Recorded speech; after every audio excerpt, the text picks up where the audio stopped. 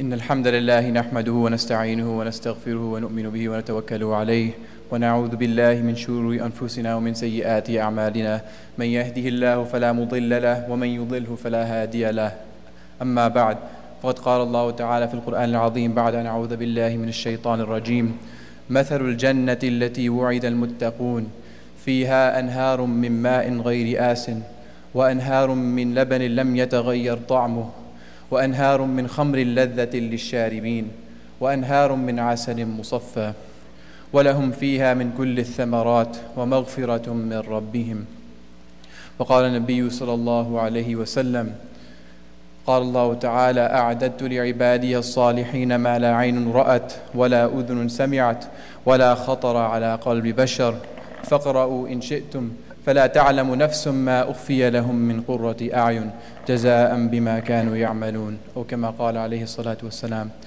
My dear respected brothers and sisters, it is a great blessing, and elders, it is a great blessing of Allah subhanahu wa ta'ala that Allah subhanahu wa ta'ala has allowed us to come here in His masjid, which is the house of Allah subhanahu wa ta'ala.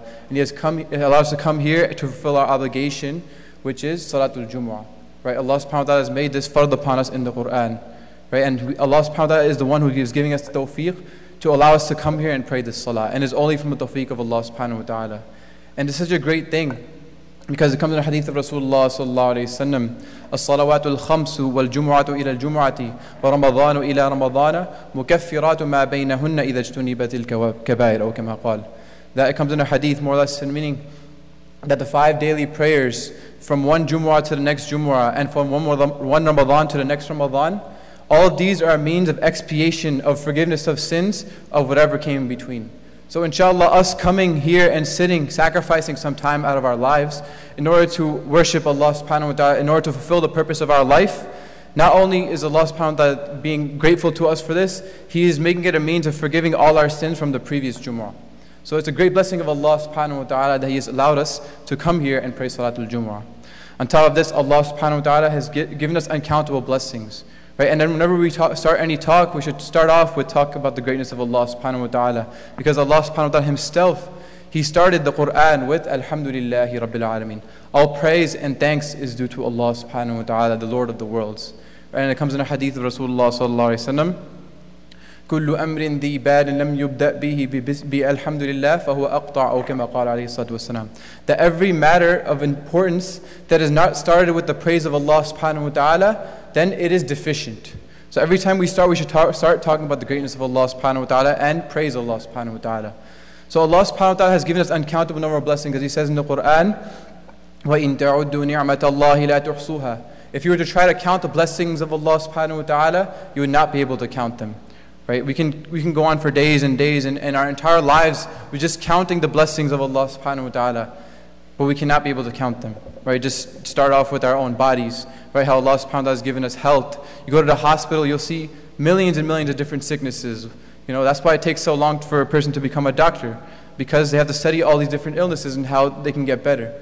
The fact that Allah subhanahu wa ta'ala is keeping us healthy, and for the most part we don't have any of these illnesses, such a great blessing of Allah. We could be afflicted with any of these sicknesses at any time, but Allah subhanahu wa ta'ala is protecting us from this. That is why Imam Shafi'i rahmatullahi said that الصحة تاج على رؤوس الأصحة لا يبصره إلا المرضى. That good health is a crown on the head of the healthy people that only the sick can see it. Right? So we should thank Allah subhanahu wa ta'ala for our good health and all the different blessings that He has given us. But my dear respected brothers and sisters and elders, the greatest blessing Allah subhanahu wa ta'ala has given us is the blessing of Iman. Without this blessing, we will not be able to get any success in this life and the hereafter. Right? Allah tells us the definition of success. Everybody has different definitions of success. But Allah subhanahu wa ta'ala tells the true definition of success. He says, فَمَنْ زُحْزِحَ عَنِ النَّارِ وَأُدْخِلَ الْجَنَّةِ فَقَدْ فَازَ. That the person who has been taken away from the fire and he has been entered into Jannah, then that person has indeed gained success. So this is true success, and the only way we can get away from Jahannam and be entered into Jannah is with Iman. And this is the blessing that Allah subhanahu wa ta'ala has granted every single one of us without us deserving it. We all know that we didn't do anything to deserve this Iman, but Allah subhanahu wa ta'ala has specifically chosen us. And so we should constantly thank Allah subhanahu wa ta'ala over and over again. And what is the benefit of thanking Allah? He says, لَإِن شَكَرْتُمْ لَأَزِيدَنَّكُمْ. That if you thank me, then I will increase you in your blessings. We should constantly thank Allah subhanahu wa ta'ala for this iman that He has given us. And now, this is relating to the topic. Allah subhanahu wa ta'ala has made the only key to Jannah, the kalima la ilaha illallah Muhammadur Rasulullah, which we all have. Now I wanted to talk more about Jannah, because we live in a material society. We live in this dunya, right? And what is dunya in terms of the Arabic language, right? It comes from the word dunub, which means that which is closest to you. So the dunya is the thing that we see all the time. We're constantly surrounded by the dunya. Not only that, we're constantly talking about the dunya. Not only that, we're constantly making an effort for the dunya. We're always hearing about the dunya. We're always looking at the dunya. And so, the dunya has entered into our hearts. And what happens as a result is that we start forgetting about those things that are of the ghaib, those things which we cannot see, which are, for example, Allah subhanahu wa ta'ala, which are the hereafter, the Jannah and Jahannam. All these different things we start forgetting about the Prophet Muhammad sallallahu alaihi wasallam. All these different things, we start to forget about them because we are too busy with the dunya. And so it is very, very important for us to constantly take time out of our lives to remind ourselves about the reality of this life and to remind ourselves about our true purpose and our true destination in life. So specifically, I wanted to talk more about Jannah, because a lot of times we find ourselves living in this life and thinking that we're going to live here forever. And we're trying to make so much effort to make this life the best life. But we don't realize that this is not the true life, right? This is, Allah subhanahu wa ta'ala calls in the Quran, lahu wa la'ib. It's just a joke. The real life, وَإِنَّ الدَّارَ الْآخِرَةَ لَهِيَ الْحَيَوَانِ. The real life is the life of the hereafter. And so we have to set our sights towards Jannah. That is our true abode. That is where we came from. That is what we inshallah, we have to return to. And so the more we talk about Jannah, and the more we hear about Jannah, the more it will become a reality in our hearts. Right now, unfortunately, it is not a real thing to us. We're not actually working towards Jannah. It's just a fairy tale to us that we think about once in a while. We have to build the reality of it into our lives so that we can constantly make an effort, and in every single action that we do, we'll always be thinking, okay, inshallah, hopefully, I will do this good deed, and it will gain me a higher rank in Jannah. So this is why we need to talk more about Jannah, and I just want to talk a little bit about the description of Jannah. The time isn't too much, so I won't go into too much detail, but Allah subhanahu wa ta'ala has filled the Quran with so many ayat about the greatness, about the beautiful qualities of Jannah, and how many different things, and even the ahadith of Rasulullah sallallahu alaihi wasallam, to such an extent that ulama have written entire books, thick 500-page books, just about Jannah, just about different things about Jannah. Every single thing you could possibly imagine, the doors, the sand of Jannah, the pebbles of Jannah, the rivers of Jannah, every single aspect of Jannah, Rasulullah sallallahu alaihi wasallam and Allah subhanahu wa ta'ala talked about. Why? Because even if you recite the Quran, you won't pass a few pages except that Allah subhanahu wa ta'ala is talking about Jannah, right? You constantly hear Jannatun tajri min tahtiha al-anhar. Constantly talking about Jannah, so we can keep on reminding ourselves what our true abode is. So before starting with the description, I just want to mention the hadith that I mentioned earlier, that it comes in the hadith Qudsi that Allah subhanahu wa ta'ala is saying that I have prepared for my pious slaves that which no eye has ever seen, no ear has ever heard, and no heart has ever even thought of. That which is not even, that had come to a person's heart, that where the person cannot even imagine, Allah subhanahu wa ta'ala has prepared that for those people of Jannah. So anything that's mentioned right now, that Allah subhanahu wa ta'ala mentioned in the Quran, in reality He just mentioned it to us so we can understand it, but in reality we can't truly understand the greatness of Jannah. But obviously we need to have some sort of examples. That's why Allah subhanahu wa ta'ala gave us examples in the Quran. So certain things, for example, when we first enter into Jannah, when you walk into your house, or when you're going towards your house, you have a certain familiarity with the roads around your house, and you know exactly how to get to your house. Especially if you've been living there for a long time, you don't need a GPS. You can get there automatically. Same thing with Jannah. Allah says in the Quran, وَيُدْخِلُهُمُ الْجَنَّةَ عَرَّفَهَا لَهُم, that He will enter them to Jannah, and He has made Jannah familiar. He has made them acquainted to it already. And it comes in the tafsir of this ayah that when a person enters into Jannah, he will already know the way to his house. He won't need any GPS or anything like that. He will already know the way to his house as if he's been living there forever. And he will go and he will see his house. And obviously the palaces and the houses are also described in great detail. I won't go into too much detail. Some descriptions that are mentioned that غُرَفٌ يُرَى ظَاهِرُهَا مِنْ بَاطِنُهَا وَبَاطِنُهَا مِنْ ظَاهِرُهَا, that there will be such rooms that you'll be able to see from the outside and the outside from the inside. And the dust, the dirt of it will be made from saffron, right? And the dirt will be made from musk, and the bricks of it will be made from gold and silver. These are things which you can't even imagine, right? Sometimes we hear about things like, oh, the prince of so-and-so Arab country has like a toilet made of gold or something like that. And we're amazed, like, wow, he has a toilet made of gold. But imagine entire houses, entire palaces made of gold and silver. These are things Allah subhanahu wa ta'ala has prepared for us in Jannah. Right? And also, constantly whenever we hear in the Quran, Allah subhanahu wa ta'ala also always talks about the rivers of Jannah. So He says, Jannatun tajri min tahtiha al-anhar, beneath which rivers are flowing. Right? The gardens beneath which rivers are flowing. So what type of rivers are these? And why does Allah subhanahu wa ta'ala mention rivers first of all?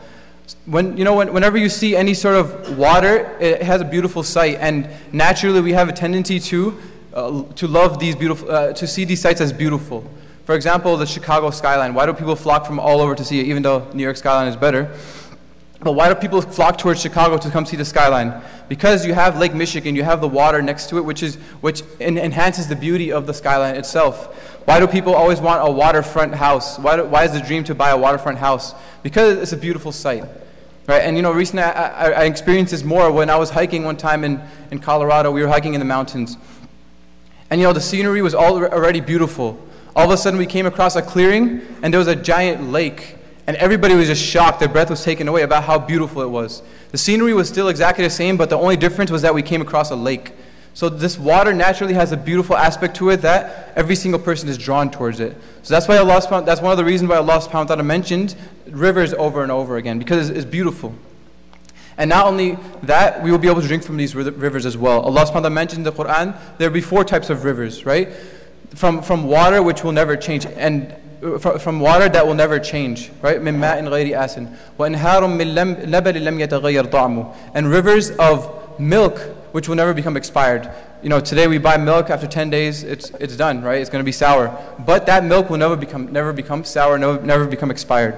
وَأَنْهَارٌ مِّن خَمْرٍ لَذَّةٍ لِلشَّارِبِينَ, and rivers of alcohol, rivers of wine that will be tasteful to the person who drinks it.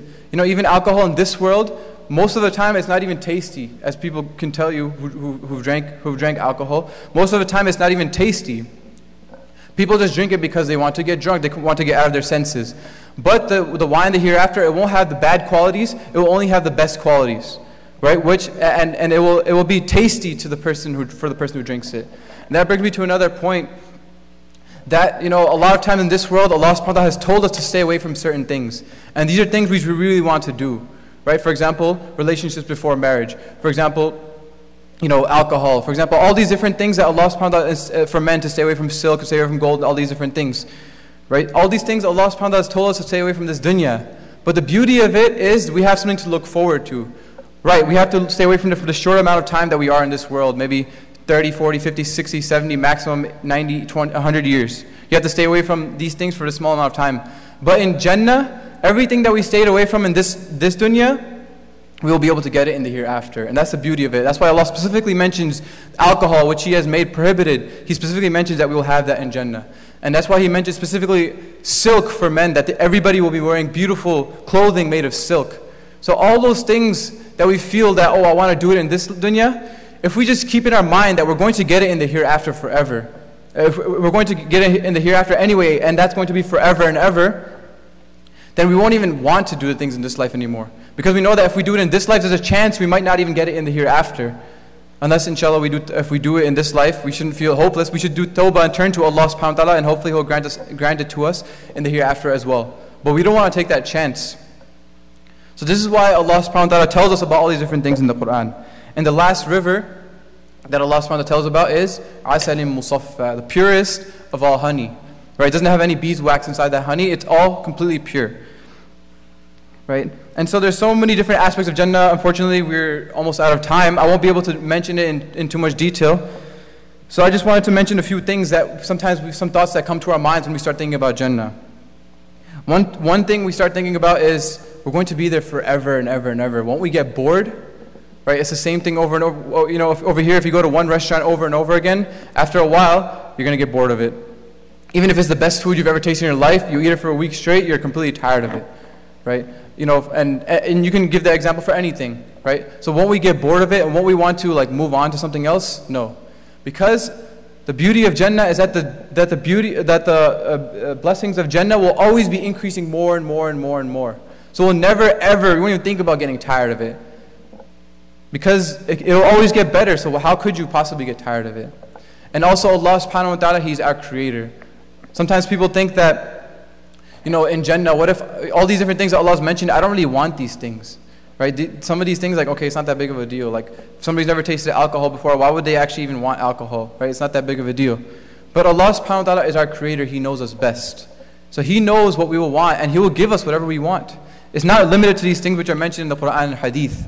Right? Rather, Allah subhanahu wa ta'ala has even told us, وَفِيهَا مَا تَشْتَهِيهِ الْأَنفُسِ. Whatever your soul desires, Allah subhanahu wa ta'ala will give it to you. لَهُمْ مَا يَشَاءُونَ فِيهَا وَلَدَيْنَا مَزِيدٌ. They will get whatever you want. You will get whatever you want in it, and we have more for you as well. See, even our will is limited.